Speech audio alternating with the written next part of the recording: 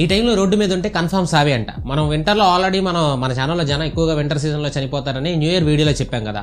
అయితే ఆ వీడియోలో మనం మెయిన్గా చెప్పింది ఏంటంటే ఆ డెత్స్లో ఎక్కువ వరకు న్యాచురల్ డెత్సే కదా అని చెప్పాం కదా. అయితే మరి మన ఇండియాలో ఎక్కువ మంది రోడ్ యాక్సిడెంట్స్ చనిపోయే మంత్ ఏంటిది అండ్ ఒక డేలో ఏ టైంలో ఎక్కువ మనం బయటికి వెళ్తే ఎక్కువ యాక్సిడెంట్స్ అయ్యే ఛాన్స్ ఉందని ఎన్సీఆర్బీ రిపోర్ట్ బట్టి చూద్దాం. ఇప్పుడు ఇది చాలా మందికి యూజ్ అయ్యే ఇన్ఫర్మేషన్. ఆబ్వియస్గా మనం సంవత్సరం మొత్తం అటు ఇటు తిరుగుతూనే ఉంటాం కాబట్టి సో ఈ టైంలో కొంచెం జాగ్రత్తగా ఉంటే బెటర్. మంత్ విషయానికి వస్తే జనవరి అండ్ మే మంత్స్లో ఎక్కువ మంది రోడ్ యాక్సిడెంట్స్ వల్ల చనిపోతున్నారంట. ఈ మంత్ విషయంలో ఏంటంటే ఒక్కో ఇయర్లో ఒక్కో మంత్లో ఎక్కువ రోడ్ యాక్సిడెంట్స్ జరుగుతూ ఉంటాయి. బట్ ఇప్పటి వరకు ఎక్కువ మంది చనిపోయే మంత్ అయితే మాత్రం మే ఆర్ జాన్. లాస్ట్ 2018లో జనవరి అండ్ మేలో ఎక్కువ మంది రోడ్ యాక్సిడెంట్స్లో చనిపోయారు when compared to other months. And 2021లో అయితే ఓన్లీ జాన్ మంత్లోనే 14,575 మంది రోడ్ యాక్సిడెంట్స్లో చనిపోయారు.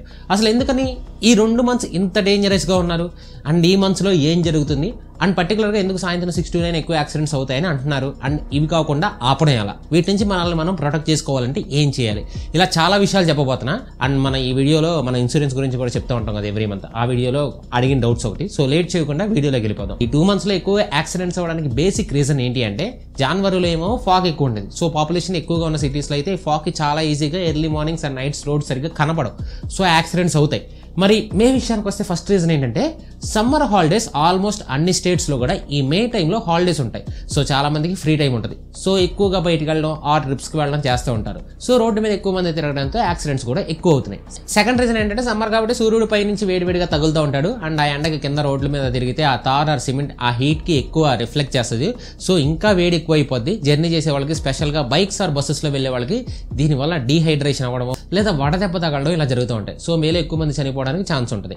అండ్ కోవిడ్కి ముందు లాస్ట్ 3 సంవత్సరాలు కంటిన్యూస్గా మేలోనే ఎక్కువ యాక్సిడెంట్స్ జరిగాయి అండ్ ఈ యాక్సిడెంట్స్లో ఎక్కువ మంది చనిపోయారు కూడా. అండ్ 2017లో మే మంత్లో 42,799 యాక్సిడెంట్స్ అయితే అందులో 14,417 మంది చనిపోయారు. అండ్ 2018 మేలో అయితే 42,730 యాక్సిడెంట్స్ అయితే అందులో 14,368 మంది చనిపోయారు.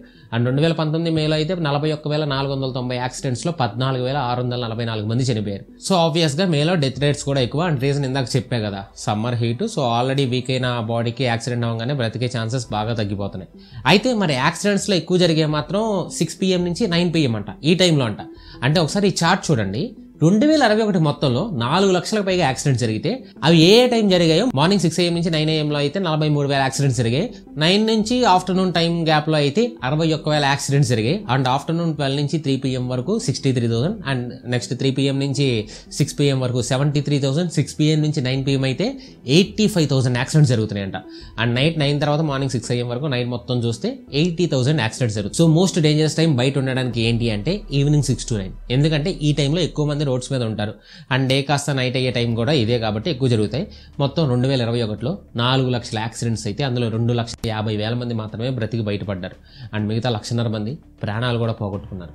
సో బైక్ మీద అయితే సేఫ్టీ గేర్ వేసుకోవాలి, హెల్మెట్ అయితే మ్యాండేటరీ అండ్ కార్ అయితే కొంచెం సేఫ్టీ రేటింగ్ ఎక్కువ ఉన్న కార్ చూసుకోవాలి.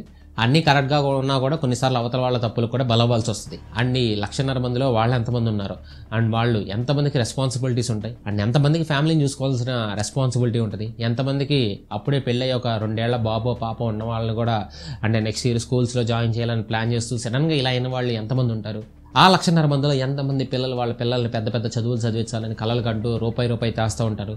వాళ్ళకున్న ఈ రెస్పాన్సిబిలిటీస్ అన్నీ కూడా వాళ్ళు చనిపోయాక ఎలా నడుస్తాయి? వీళ్ళని నమ్ముకున్న ఫ్యామిలీ సిచ్యువేషన్ అండి.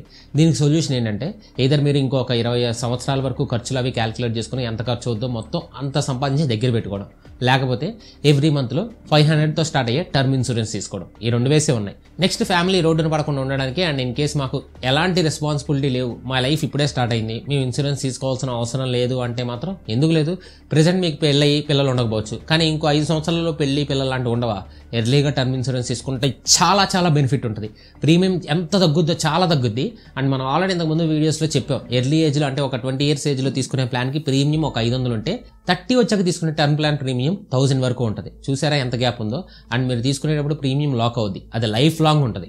అయితే ఇప్పుడు అందరూ చాలా మంది అడిగే క్వశ్చన్ ఏంటంటే ఎవరి దగ్గర ఇన్సూరెన్స్ తీసుకుంటే బెటర్ కంపెనీస్ ఉన్నాయి కదా, ఇది ఎవరి దగ్గర తీసుకోవాలని. ఇది పర్సన్ టు పర్సన్ అయితే మారిపోతూ ఉంటుంది. సో మీరే కంపేర్ చేసుకోవాలి ఇది ఖచ్చితంగా, అది కూడా సింపుల్గా. దానికోసం మీరు ఏం చేయాలంటే ఇప్పుడు మన డిస్క్రిప్షన్లో ఉన్న లింక్ క్లిక్ చేశారనుకోండి, డైరెక్ట్గా పాలసీ బజార్ వెబ్సైట్కి వెళ్తారు. పాలసీ బజారే చాలాసార్లు చెప్పా. ఎందుకు ఈ పాలసీ బజార్ మనకి ఎలా హెల్ప్ అవుతుందంటే, ఇప్పుడు మీరు ఒక ఇన్సూరెన్స్ కంపెనీ వెబ్సైట్కి వెళ్ళి అందులో వాళ్ళు ఆఫర్ చేసే ఇన్సూరెన్స్ రాసుకుని మళ్ళీ వేరే కంపెనీ వెబ్సైట్ ఓపెన్ చేసి అందులో మళ్ళీ రాసుకొని లాస్ట్కి ఇలా ఒక 10-20 కంపెనీ చేసుకునే బదులు పాలసీ బజార్లో అన్ని ఇన్సూరెన్స్లు ఒకేసారి కంపేర్ చేసుకోవచ్చు. అండ్ ప్లాన్స్ 1 crore ప్లాన్స్ కూడా ఉన్నాయి. 473 per month నుంచి వస్తున్నాయి, స్టార్ట్ అవుతున్నాయి అయితే. అండ్ మనం ఓన్గా వెళ్ళి ఎతికేటప్పుడు అయితే ఏదైనా కంపెనీని మిస్ చేసే ఛాన్స్ ఉంటుంది. కాబట్టి ఇక్కడ అన్నింటినీ కంపేర్ చేసి మనకి బెటర్ ప్రీమియం అండ్ మంచి ఫీచర్స్ ఆఫర్ చేసే కంపెనీ నుంచి తీసుకోవచ్చు. అండ్ తీసుకునేటప్పుడు మనకి చాలా డౌట్స్ ఉంటాయి. సో వాటి క్లారిఫై చేయడానికి అండ్ ఈ పాలసీ తీసుకోవడంలో హెల్ప్ చేయడానికి పాలసీ బజార్లో మీకు అడ్వైజర్స్ కూడా ఉంటారు. అండ్ ఇండియాలో 55 cities వాళ్ళ అడ్వైజర్స్ అవైలబుల్గా ఉన్నారు. అండ్ బయట చూస్తే టార్గెట్స్ అచీవ్ చేయడానికి ఆల్రెడీ చెప్పాను, కొంతమంది ఏజెంట్స్ మిస్ సెల్లింగ్ చేస్తారు. అంటే ఏదో ఒకటి చెప్పి మనకు అవసరం ఉండదు, అమ్మేస్తారు. తీరా కొన్న తర్వాత ఆ ఫీచర్ మన పాలసీలో లేదని తెలుస్తుంది. సో పాలసీ బజార్లో అలా జరగకుండా ప్రతి కాల్ని రికార్డ్ చేస్తారు. సో దట్ 100% మిస్ సెల్లింగ్ జరగకుండా ఉంటుంది. అండ్ ఇన్ కేస్ మనకి ఆ పాలసీ పర్చేస్ నచ్చలేదు అనుకోండి, ఆర్ సాటిస్ఫై అవ్వలేదు మీరు, మనం చాలా ఈజీగా మన పాలసీ నుంచి క్యాన్సిల్ చేసుకోవచ్చు. అండ్ హ్యాజిల్ ఫ్రీగా రీఫండ్ కూడా వచ్చేస్తుంది.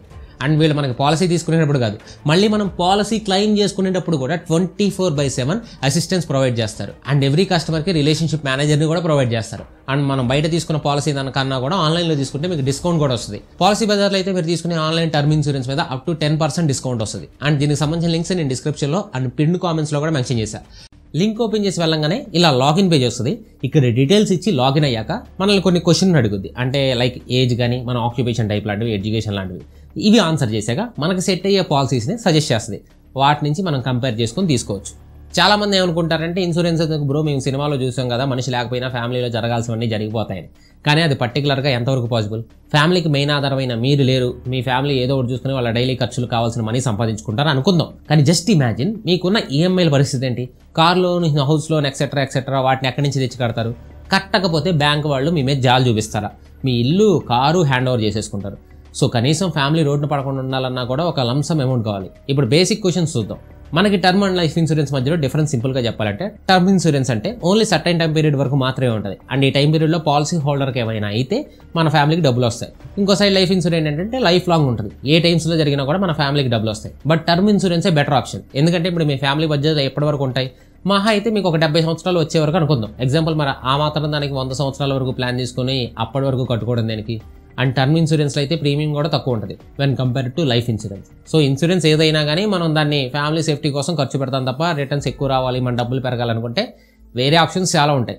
అందులోనే పెట్టుకుంటాం కదా. సో సేఫ్టీ కోసం కట్టుకునేది కాబట్టి ఎక్కువ బడ్డెన్ మన మీద పడకుండా తక్కువ ప్రీమియంకి టర్మ్ ఇన్సూరెన్స్ తీసుకోవడం బెటర్. అండ్ లైఫ్ ఇన్సూరెన్స్లో అయితే మనం కట్టిన డబ్బులు మనకు వెనక్కి వస్తాయని చెప్పి ఏజెంట్స్ చెప్తారు. ఇప్పుడు టర్మ్ ఇన్సూరెన్స్లో తెలుసా, మనం కట్టిన డబ్బులు మనకి రిటర్న్ వచ్చే టర్మ్ ఇన్సూరెన్స్లు కూడా వచ్చేసాయి. వాటి గురించి ఇప్పుడు చెప్తాను నేను. ఎగ్జాంపుల్ చెప్తా. లైఫ్ అండ్ టర్మ్ ఇన్సూరెన్స్కి ఇప్పుడు ఒక 1 crore లైఫ్ ఇన్సూరెన్స్ తీసుకుంటే ఒక 1000 పడుతుంది అనుకుందాం మంత్లీ. ఇదే మీరు term insurance with some add Ann's తీసుకుంటే 500 కట్టాలి ఎవ్రీ మంత్. సో మీకు ఎవ్రీ మంత్ 500 మిగిలిద్ది. సో ఈ 500ని మీరు సిప్ లాంటివి ఉంటాయి కదా వాటిలో పెడుతున్నారు అనుకుందాం 40 years వరకు. మీరు మొత్తం కట్టే 2,40,000కి 40 years తర్వాత ఆల్మోస్ట్ 60 lakhs వస్తాయి.